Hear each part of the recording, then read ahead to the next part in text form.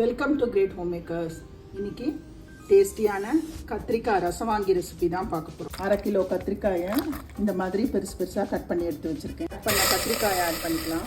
வெள்ளைச்சன்னா over night soak பண்ணி குக்கரில் ஒரு 4 சவுண்ட் கொடுத்து வேக வச்சு எடுத்து வச்சுருக்கேன்.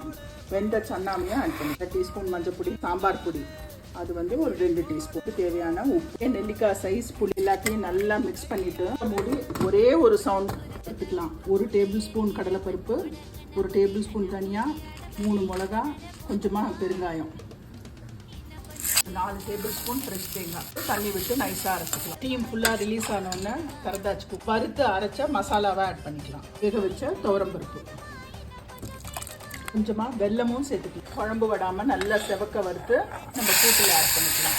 கடுகு, உளுத்தம்பருப்பு, கருவேப்பிலையை தாளித்து போட்டுக்கலாம். டேஸ்டியான கத்திரிக்காய் ரசவாங்கி சூப்பராக ரெடி.